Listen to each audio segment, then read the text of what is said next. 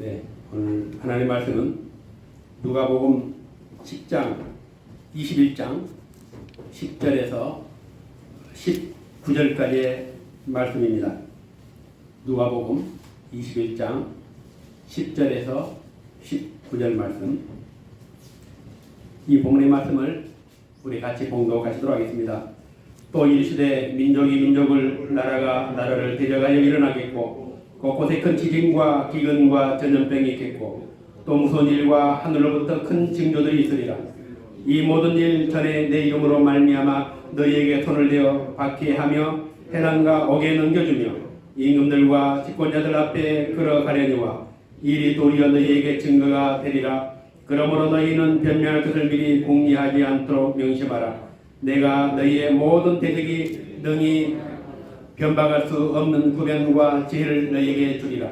심지어 부모와 형제와 친척과 벗이 너희를 넘겨주어 너희 중에 몇을 죽이게 하겠고 또 너희가 내 이름으로 말미암아 모든 사람에게 미움을 받을 것이나 너희 머리털 하나도 상하지 아니하리라. 너희의 인내로 너희 영혼을 얻으리라. 아멘. 2000년 전 예수님께서 예루살렘 성전 문 앞에 서서 엄청난 예루살렘의 멸망과 세상 역사의 종말을 예고하고 계십니다. 당시 이 예루살렘 성전은 최고의 건축술 그리고 최고의 경관 성적 건물로 지어졌고 지금 건축 중에 있었습니다.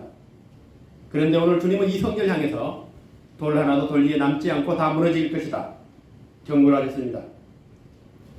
이 경고를 들었던 사람들이 묻습니다.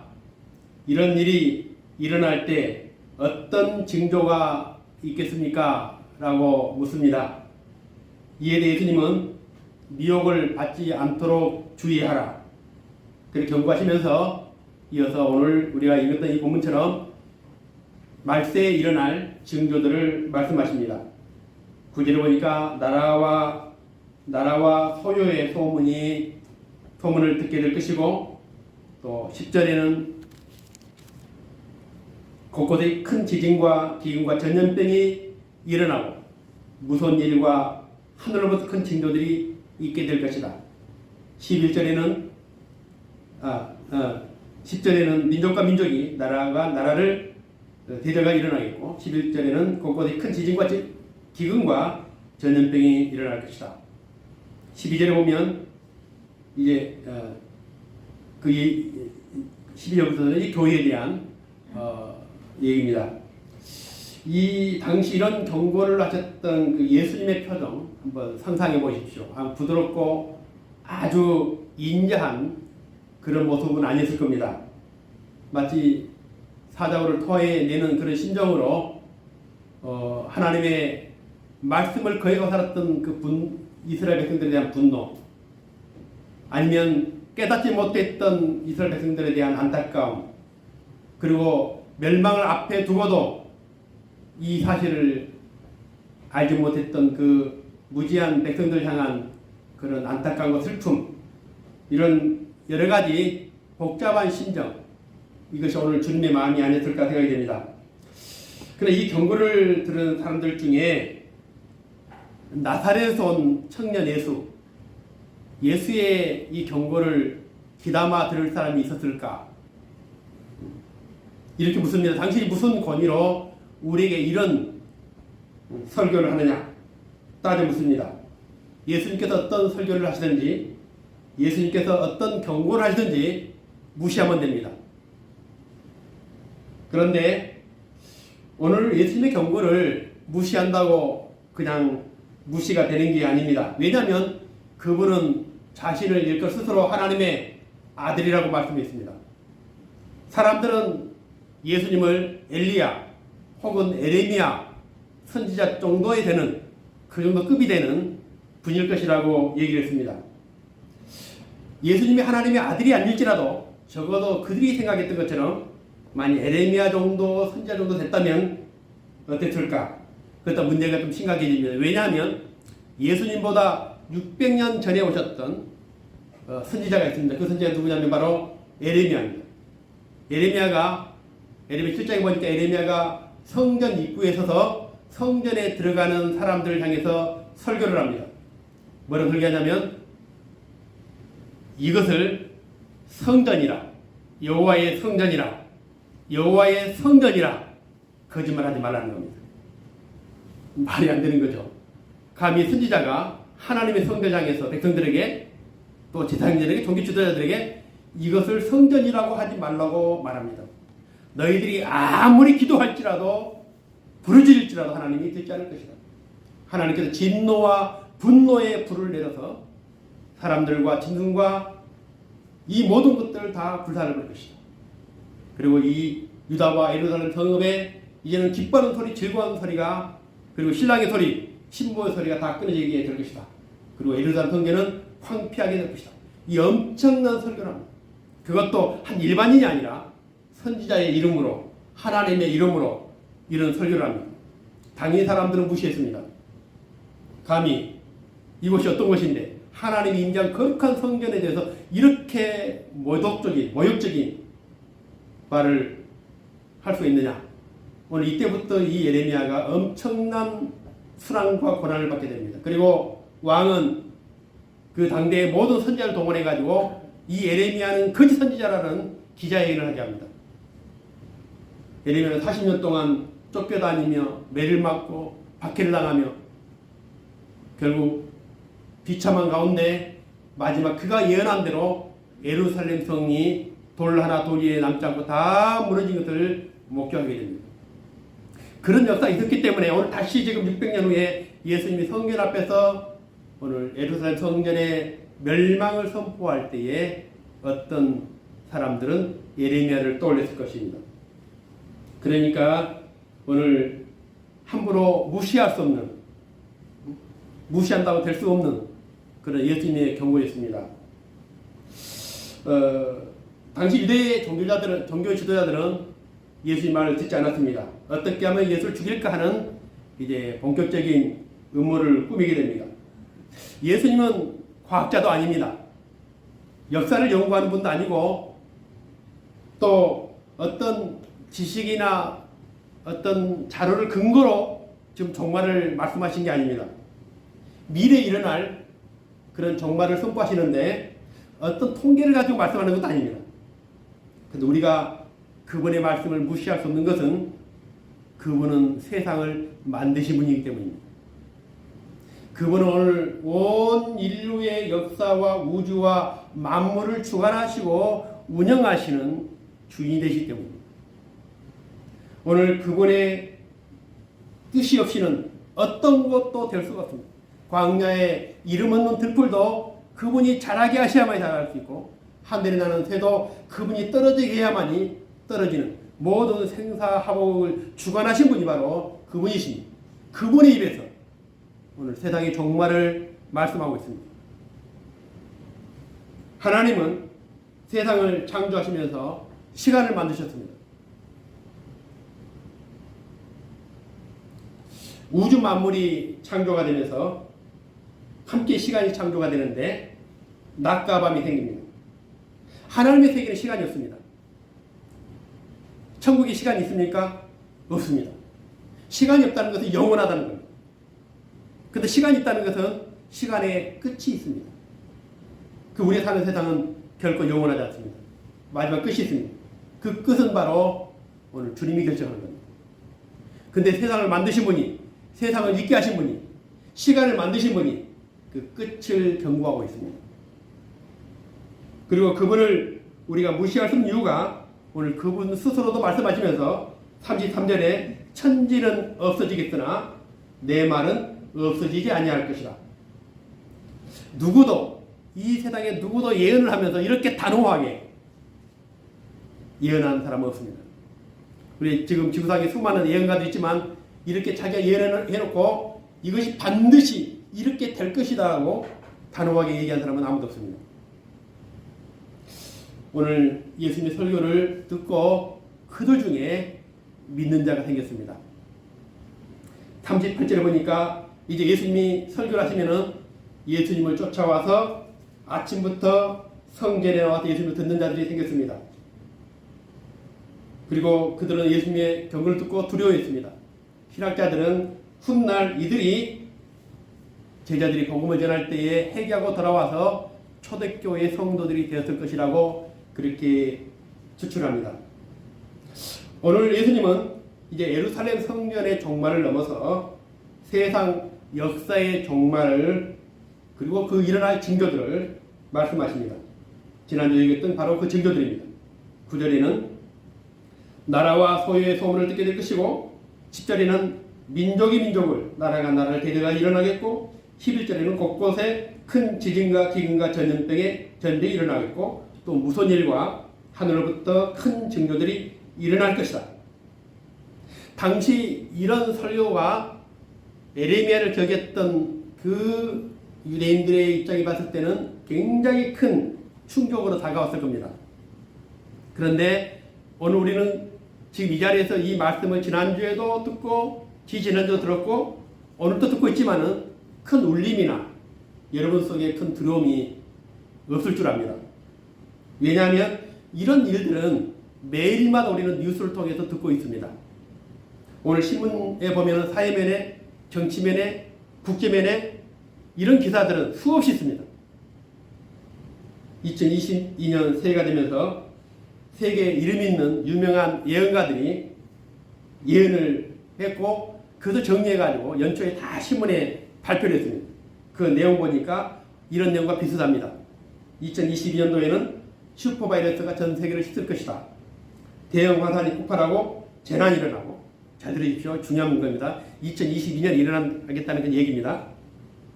지진과 쓰나미가 발생을 하고 전 세계적으로 식량난이 일어나고 경제 위기로 대규모 전쟁이 일어나고 그리고 새로운 질병이 생기는데 이제 백신이 소용없는 그런 질병이 생겨날 것이고 극단적 기후재해가 발생하고 여기에 김정은이가 죽게 될 것이다. 이게 이제 세상의 그 예언가들이 한 예언들입니다. 근데 제가 이 말을 읽었는데 어떤 분은 웃습니다. 굉장히 심각한 얘기, 하나도 지금 좋은 얘기 없습니다. 근데 이것은 해마다, 해가 바뀔 때마다 예언가들이 써먹었던 예언들입니다. 작년에도 그렇고 재작년에도 그렇고 지금 우리가 이런 얘기를 들으면 별 관심 없이 그냥 재미로 흘러 들을 것입니다. 김정은이 사망한다는 얘기는 2012년부터 지금 11년째 계속 매년마다 김정은이 사망, 언젠가는 죽을 것이고 예언은 맞게 될 것입니다. 그래서 저도 이런 예언들을 보면서 믿지는 않지만은 일어날 수 있는 그 개연성이 있는 겁니다. 충분히. 그래서 전혀 무시할 수 없는 세상의 예언이라도 그런 예언들입니다. 한국의 무속인들도 매년 김정은이 사망한다고 했는데 아직 사망 안 했지만 그러나 올해 죽는다면 올해 예언한 사람들은 또 그 예언이 맞을 수도 있을 것입니다. 처음 종말에 대한 심판과 경고를 들을 때는 굉장히 신선했고 충격적이었고 두려웠을 겁니다. 그런데 2000년 동안 이 경고가 계속되면서 이제 우리들에게는 종말에 대한 내성이 생겼습니다. 올해 슈퍼바이러스가 세상을 휩쓸고 대형 화산이 일어나고 지진이 일어나고 러시아 우크라이나의 전쟁이 이제 일어날 것이고 이 전쟁이 자칫하면 이제 3차 세계 대전이 도화선이 될 수 있다. 야, 큰일 났다. 전쟁을 준비해야 되겠다. 종말을 준비해야 되겠다. 여러분 그러신 분들이 계십니까? 러시아와 우크라이나의 이 전쟁 이야기는 지금 몇 년째 계속된 이야기입니다. 새로운 이야기가 아닙니다. 그러다 말겠지. 설마 전쟁이 일어나겠어? 우리는 그렇게 생각합니다. 북한 김정은이 올해 10년 들어서 계속 미사일을 쏘댑니다. 순항미사일, 또 마 5가 넘는 그런 초음속 미사일을 막 쏘아댑니다. 근데 그게 핵을 장착하고 방향만 조금만 바꾸면은 한반도에 엄청난 전쟁, 상상할 수 없는 끔찍한 일이 일어날 겁니다. 그러나 이런 것에도 우리는 이미 내성이 생겼기 때문에 충격으로 우리는 듣지 않습니다. 코로나가 처음 시작됐을 때에 얼마나 두렵고 무서웠습니까? 근데 이제 코로나에도 우리는 내성이 생겼습니다. 질병관리청에서 매일 코로나에 대한 그런 브리핑을 합니다.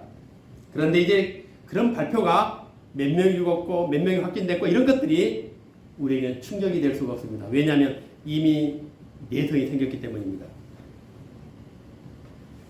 앞으로 코로나보다 더 엄청난, 더 무시무시한 어떤 질병이 오기 전에는 질병 때문에 우리는 두려워하지 않을 겁니다. 세월호 사건을 경험했던 우리에게는 세월호보다 더 큰 재앙이 있지 않고서는 우리를 충격에 빠뜨릴 수가 없습니다. 우리는 우리 생애에 많은 지진도 목격했습니다. 특히 2011년에 일본의 지진을 얼마나 무서웠습니까? 쓰나미로 일본 동북지방을 완전히 휩쓸었습니다. 그러니까 그런 정도의 지진이 일어나지 않는다면 우리는 충격을 받지 않을 겁니다. 세상은 종말을 얘기하면 그것을 이제 기독교적인 미신이라고 전언을 합니다. 그래서 우리는 이제 교회에서도 종말에 대한 침묵을 하기 시작합니다. 그러나 오늘 이 본문에서 우리가 눈여겨볼 만한 단어가 있습니다. 때라는 단어입니다. 사람들은 시간의 지배를 받습니다. 그래서 시간이 굉장히 중요합니다. 예수님이 종말을 선포했을 때에 이렇게 묻습니다. 선생님, 어느 때에 이런 일이 일어나겠습니까? 누가복음 21장 7절입니다. 선생님, 그러면 어느 때에 선생님이 말씀하신 이 종말의 현상, 역사가 일어나겠습니까? 다시 말하면 선생님, 그러면 어느 때에, 헬라어로 포테, 어느 때, 다시 단순한 시간, 그 시간 언제 이런 일이 일어나겠습니까? 라고 묻습니다. 포테라고 묻습니다. 그런데 오늘 주님은 이 때를 바꿉니다. 뭐로 바꾸냐면 카이로스 바꿉니다. 그래서 8절에 보면 주님께서 의도적으로 말씀하시는데 21장 8절에 이르시되 미혹을 받지 않도록 주의하라. 많은 사람이 내 이름으로 와서 이르되 내가 그라하며 때가 가까이 왔다. 이 때가 포테가 아니라 카이로스입니다. 포테와 카이로스는 완전히 다른 의미입니다. 우리가 카렌다 보면 1월부터 시작해서 12월에 끝나지 않습니까? 이렇게 흘러가는 이런 수평적인 시간의 개념이 아닌 수직적인 시간이 바로 카이로스입니다. 하나님의 작정과 계획과 하나님의 구원의 사건이 일어나는 그 시간을 바로 카이로스 말합니다. 그러니까 이 종말이라는 것은 언제 일어난다는 것이 아니라 불현듯 뜻하지 않는 시간에 예기치 않는 때에 하나님의 계획과 하나님의 작정 속에서 일어날 수 있다는 겁니다. 어떤 사람은 밭을 매다가 어떤 사람은 서로 쟁기를 갈다가 그 마지막 날을 맞이하게 될 것이라는 겁니다. 그런데 오늘 주님께서 이 말씀을 하시면서 이 종말에 대한 주님이 이 설교가 누구를 향해서 지금 설교하고 계신다 생각합니까? 세상 사람들입니까?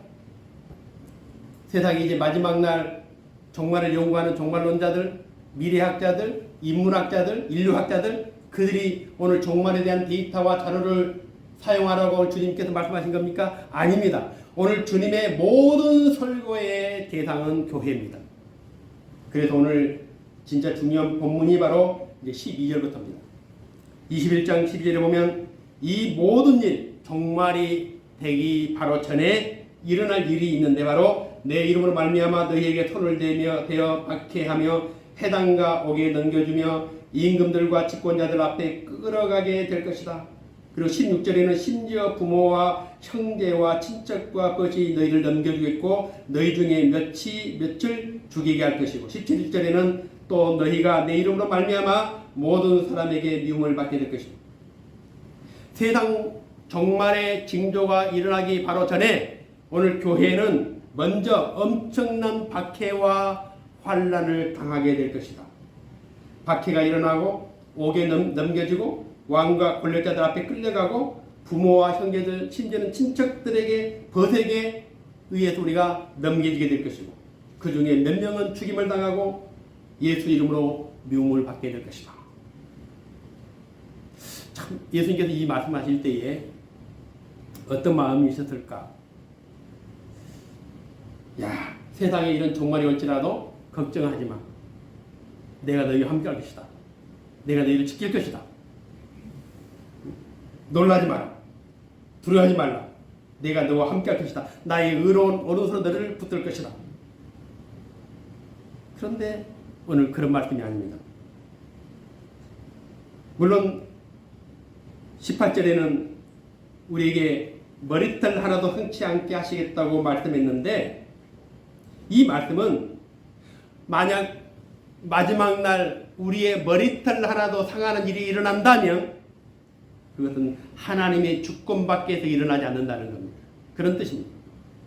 하나님의 허락 없이 하나님의 섭리 없이 하나님의 뜻 없이 우리에게는 어떤 일도 일어나지 않습니다. 머리털 하나 상하는 일이 일어나지 않을 것이다. 다시 반대로 얘기한다면 우리가 박해와 고난과 환난을 당한다면 그것은 하나님의 뜻 가운데 그리 될 것이다.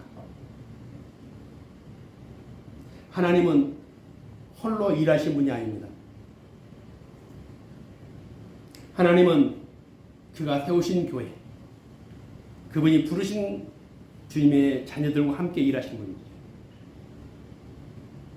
하나님은 누군가의 도움이나 조력 없이도 얼마든지 돌을 떡으로 만드실 수도 있고 돌을 가지고 아브라함의 자녀도 만들 수가 있습니다. 그런데 한 번도 기독교 역사상 그런 역사가 일어난 적이 없습니다. 복음이 들어가지 않았는데, 선교사가 들어가지 않았는데 초자연적인 어떤 일에 의해서 기독교 신자가 만들어진 적이 없습니다. 하나님은 그렇게 일하지 않았습니다. 예수님께서는 제자들을 불렀고 그 제자들을 가르쳤고 그 제자들을 세상에 보내서 그들의 입으로 복음을 전파하게 만들고 천국을 선포하게 만듭니다. 그러면서 말씀합니다. 듣든지 아니 듣든지 그리 하라는 겁니다. 하나님의 능력이면 얼마든지 더 좋은 기가 막힌 초자연적인 현상으로 하나님의 자녀를 만들 수도 있고 하나님 더럽게 만들 수 있지만 한 번도 하나님은 그렇게 해본 적이 없습니다. 하나님은 우리를 하나님의 구원의 도구로 불러서 우리와 함께 우리를 통해서 교회를 통해서 일하시는 분입니다. 근데 만약 오늘이라도 하나님이 세상을 심판하시겠다고 작정하신다면 이제 더 이상 교회가 존재할 이유가 없는 겁니다. 교회의 존재 이유는 오늘 하나님 마지막까지 이 세상을 구원하시기 위한 하나님의 구원의 도구로 우리를 남겨두시고 사용하신다는 겁니다. 우리가 이렇게 존재하는 것은 아직도 할 일이 있기 때문에 아직도 하나님 우리를 통해서 하실 일이 있기 때문에 교회를 하나님 붙들고 계시고 여러분을 오늘 이 자리에 불러오신 것입니다. 하나님의 구원의 역사가 끝나지 않았기 때문에 지금 그 거룩한 하나님의 역사를 위해서 우리를 존재하도록 만드신 겁니다. 이스라엘 백성들이 바벨론에 끌려갑니다. 어떤 사람이 끌려갔습니까? 악한 자들이 끌려갔습니까? 그렇지 않습니다. 그 악한 하나님을 거역하고 하나님을 배반하고 율법을 거역했던 이스라엘 백성들이 끌려가고 그리고 무지한 왕들이 끌려가고 정치인들이 끌려가고 종교지들 끌려갔습니다. 그러나 그들 중에 하나님은 거룩한 백성들을 함께 보냈습니다. 다니엘을 보냈죠. 에레미야가 갔죠. 그리고 거기에 수많은 느헤미야, 에스더, 에레미야 그리고 모르드게 또 술바벨 수많은 선자들이 그 안에 있었습니다. 왜냐하면 오늘 그들을 독려하고 그들을 깨우치고 그들을 가르쳐서 다시 오늘 시온의 땅으로 돌아오게 하기 위해서 그러니까 이 세상을 악인들만 남겨두신 게 아니라 악인들을 변화시키기 위해서 교회가 존재하는 것이죠. 오늘 우리가 존재하는 것이죠. 그러니까 교회는 이 종말을 살아가는 교회에 있어서 교회는 박해와 환난과 고난을 당할 수밖에 없는 그런 운명적인 존재라는 거죠. 교회와 우리들에게 종말이란 심판할 수밖에 없는 이 제약이 관영한 세상. 복음의 혐오를 넘어서 이제는 복음을 배척하는 그런 세상. 하나님 없는 철학과 사상으로 이미 이제는 무신론적인 사회가 되어버린 이 세상에 오늘 하나님의 교회로 존재하도록 우리를 남겨두신 겁니다. 그게 참 어렵죠. 그동안 이제 우리가 참 이 교회가 법의 보호를 받으면서 이 종교의 자유를 마음껏 누리면서 성장해 왔습니다. 교회가 하는 일에는 정부에서 세금도 감면해 주죠. 또 우리가 예배를 드릴 때에 어떤 사람도 방해하지 못하도록 요즘 법으로도 예배 방해죄를 만들어가지고 우리 이렇게 예배를 편하게 드릴 수 있는 겁니다. 또 우리가 교회 헌금 내면은 또 헌금도 이제는 연말에 정산을 해가지고 또 세금도 돌려주는. 그 예수를 잘 믿도록 국가가 엄청난 도움을 준 겁니다.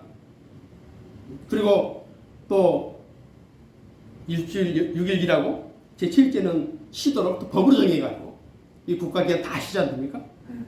그러니까 이제 우리가 이렇게 예배를 드릴 수 있는 것은 우리뿐만 아니라 이 국가적인 또 여러 가지 제도적인 그런 많은 도움 때문입니다. 그런데 이런 것이 하루아침에 만들어진 것은 아닙니다.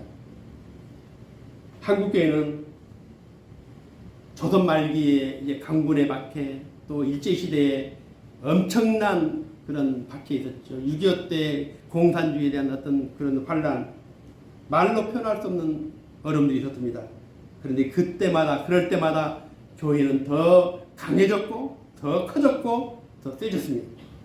적어도 이제 한국교회에서는 대통령이 되려고 하면은 한국교회의 입맛에 맞는 사람이 되어야만이 대통령이 될 수 있는 정도의 힘이 커졌습니다. 교회가 안 된다고 그러면 안 되는 겁니다. 그런데 아이러니한 일이 일어나고 있습니다. 그게 뭐냐면은 세상에 종말이 온다는 것은 마지막 하나님의 구원의 역사가 이제 시작됐다는 것인데 세상보다 교회가 먼저 사라지고 있다는 겁니다. 박해가 없는데도, 고난이 없는데도, 환란이 없는데도 이제 교회가 스스로 사라져가고 있다는 겁니다. 지난 2년 동안에 한국 교회가 10,000개가 문을 닫았습니다.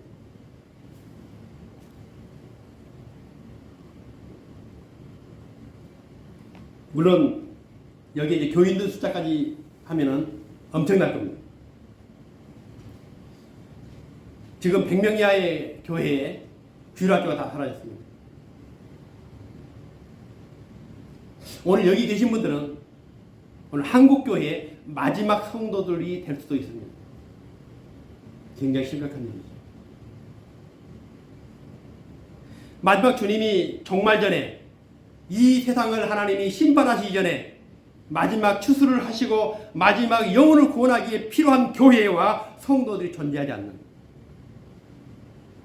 그런 때가 올 수 있다는 겁니다. 아직 세상에 구원받을 자가 많이 있음에도 불구하고 이제 주님의 거룩한 도로 쓰임받을 교회가 사라져버리고 오늘 성도들이 사라져버리고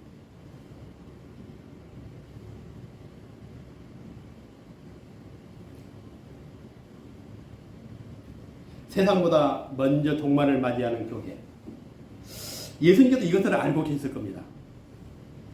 지난번에도 이렇게 묻습니다. 주님, 마지막 그때가 되면 어떤 일이, 어떤 징조가 일어나겠습니까? 라고 사람들이 물었을 때에 주님께서 그렇게 말씀합니다. 이르시되 너희는 미혹을 받지 않도록 주의하라. 미혹이 뭡니까? 미혹이라는 것은 우리가 좌우로 흔들린 걸 말합니다. 그런데 오늘 예수님께서 이 본문을 말씀하시면서 우리에게 그보다 더 중요한 말씀을 마지막으로 우리 결론적으로 주신 말씀이 있습니다. 19절의 말씀입니다. 오늘 이렇게 말씀합니다. 교회의 환난과 박해와 고난을 말씀한 19절에 너희의 인내로 너희 영혼을 얻을 것이다. 오늘 종말을 살아가는 저와 여러분이 꼭 기억해야 할 말씀입니다. 오늘 설교의 핵심이기도 합니다. 여기서 인내한다는 말은 뭐냐면은 서 있는다는 겁니다. 영어로는 by standing이라고 되어 있습니다. by standing 하는 거예요. 우리가 많은 것을 하지 않아도 괜찮습니다. 우리가 남들보다 더 많이 기도하기 위해서 애쓰지 않아도 괜찮습니다. 우리가 남들보다 더 많이 성경 읽기 위해서 노력하지 않아도 괜찮습니다. 우리가 남들보다 더 하나님의 일에 충성하기 위해서 열심히 노력하지 않아도 괜찮습니다. 그보다 더 중요한 게 있습니다. 그것은 뭘 견디는 겁니다. 서 있는 겁니다. 남들보다 더 많이 영적인 것을 경험하고 입으로 떠들고 영적인 체험을 자랑했던 사람들, 그 사람들이 어디 있습니까? 마지막에 우리의 싸움은 누가 얼마나 많은 것을 했느냐의 싸움이 아닙니다. 내가 왕년에 이렇게 큰 일을 했고 엄청난 봉사를 했고 충성했고 교회를 건축했고 이런 의미 없는 이야기를 하지 말자는 겁니다. 목사님 제가 어떻게 내 신앙생활 줄 아십니까? 내가 옛날에 이렇습니다. 그런 사람이 지금 어디 있습니까? 지금 오늘 주님이 말씀하는 것은 지금 우리가 바이 스탠딩 서 있으라는 것이죠. 지금 교회로서 하나님의 거룩한 성도로서 우리가 서 있지 않는다면 그런 과거의 화려한 영적인 경험들 우리에게는 아무런 의미가 없게 됩니다. 그러니까 우리가 마지막 싸움은 존재의 싸움이죠. 누가 마지막까지 그리스도인으로 존재하는가? 쉬운 것 같은데 굉장히 어렵습니다. 정말 여러분은 교회로 성도로 존재하고 있습니까? 세상이 우리를 향해서 그리스도인이라고 묻기 전에 요즘에는 스스로 자신이 그리스도이라는 사실을 숨기는 그런 때라고 말합니다. 요즘은 그런 말이 있습니다. 세상에서 나는 그리스도인이라고 커밍아웃 하는 성도가 있고 이제는 자신이 그리스도의 사실조차도 숨기는 성도가 있다고 말합니다. 오늘 주님 분명히 말씀합니다. 너희의 인내로 너희가 구원을 영혼을 얻게 될 거예요. 너희가 인내라는 말은 너희가 견고하게 흔들림 없이 서 있는 너희 존재의 그 자체를 말하는 거예요. 기독교 순교 역사를 보면 우리가 생각할 때는 우리가 하나님을 위해서 엄청난 일을 한 것 때문에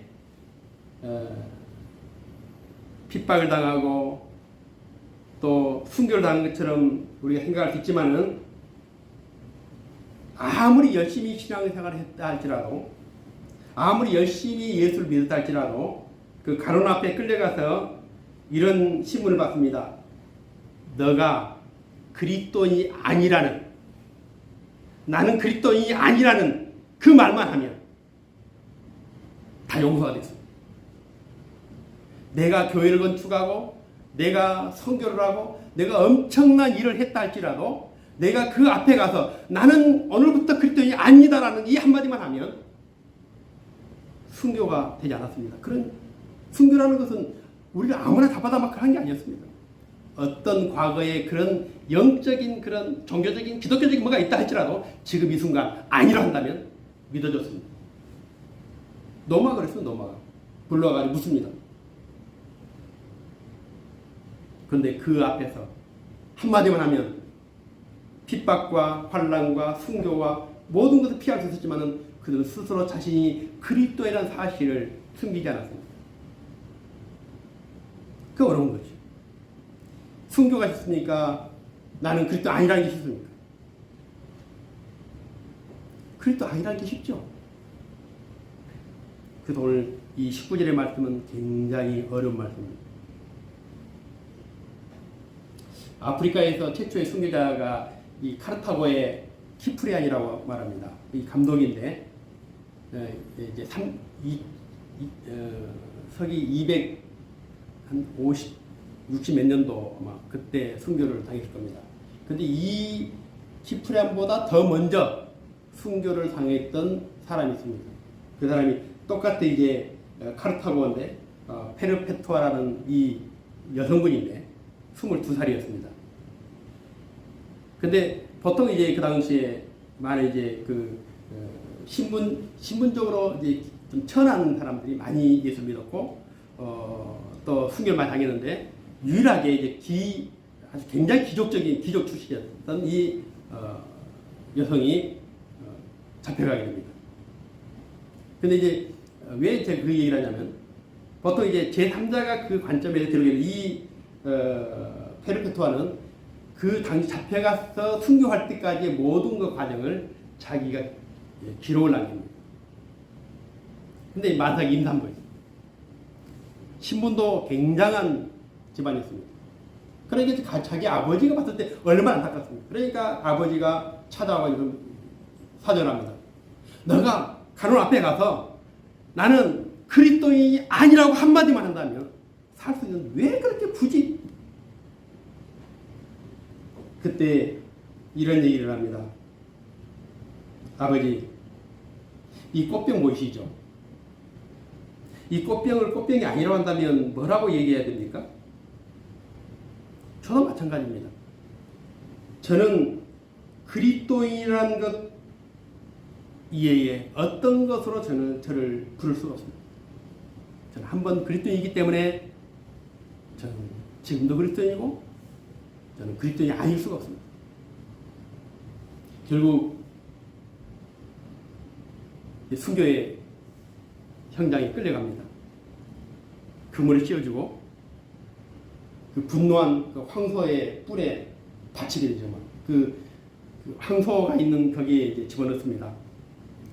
근데 그 가냘픈 여성이 몸이니까 막 살이 찢어지고 뼈가 부러졌을 거 아닙니까? 그때 집행관에게 시간을 내달라고 얘기를 합니다. 뭐라고 얘기를 하냐면, 집행관님, 지금 내 머리가 흐트러졌는데 이렇게 좋은 날, 이렇게 축복의 날, 내가 흐트러진 머리로 주님 앞에 갈 수 있겠습니까? 내 머리를 만질 수 있도록 시간을 주십시오. 이게 그리스도입니다. 그리스도로 존재하는 것. 살 수 있는 길이 있었고 영광의 길이 있었고 더 좋은 길이 있었지만 그들은 이 세상의 생명과 바꾸지 않았습니다. 우리는 천국과 기에 모인 집단이 아닙니다. 마지막 날 하나님의 구원의 역사에 쓰임받기 위해서 오늘 주님의 뜻을 기다리는 교회고 성도들입니다. 오늘 하나님은 그것을 위해서 우리를 남겨두셨고 또 우리를 불러주셨습니다. 이제 교회는, 이 정말 사는 교회는 박해와 핍박과 고난과 수많은 어려움이 있을 겁니다. 그러나 오늘 18절 말씀처럼 주님이 원하지 않는다면 우리의 머리털 하나 성치 않게 될 것이고 주님이 원한다면 우리는 순교의 제물이 될 수도 있을 것입니다. 그러나 주님, 우리를, 이 교회를, 우리들을 이 마지막 날 영혼을 구원하시는 하나님 나라를 위한 거룩한 도구로 하나님 사용해 주십시오. 그렇게 존재하기를 원합니다. 그렇게 서 있기를 원합니다. 그렇게 흔들림 없이 견고하게 그리스도인으로 교회로 끝까지 존재하기를 주 이름으로 축원을 드립니다. 기도드리겠습니다. 살아계신 아버지 하나님, 우리는 주님이 말씀하셨던 세상 종말의 끝에 서 있습니다. 아직 구원할 자들이 있기에 하나님은 기다리시고 그들을 구원하시기 위해서 오늘 이 연약한 교회를 남겨두셨고 저희들을 불러주신 줄로 믿습니다.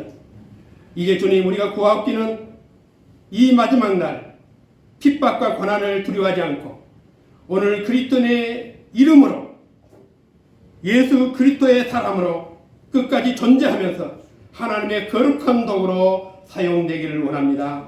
이제 우리를 하나님이 구원의 도구로 사용하여 주셔서 이 마지막 날 하나님이 선택하시기로 작정하시고 구원하시기로 작정했던 영혼들을 불러서 하나님의 놀라운 구원의 역사가 일어날 줄로 믿습니다. 우리 아버지 하나님, 우리를 다시 강하게 붙들어 주셔서 오늘 인내하게 하여 주시고 견고하게 하여 주시고 흔들림 없게 도와주시고 동요하지 않게 도와주시고 믿음으로 하나님의 거룩한 일에 쓰임받는 교회와 성도들이 다 될 수 있도록 아버지여 도와주옵소서. 우리 아버지 하나님, 코로나가 온 세상을 뒤덮고 그 두려움이 우리 가운데 있지만은 그러나 우리가 무엇보다 두려운 것은 우리가 마지막 날 그리스도인이 아닐까 두렵습니다. 우리 아버지 도와주옵소서. 오늘 이 시간은 사랑하는 성도들에게 성령의 기름을 부어주시고 성령의 은혜를 부어주셔서 어떤 환경과 어떤 형편과 처지에 있을지라도 우리 끝까지 그리스도인으로 살아갈 수 있도록 도와주옵소서. 감사합니다. 예수님 이름으로 기도드리옵나이다. 아멘.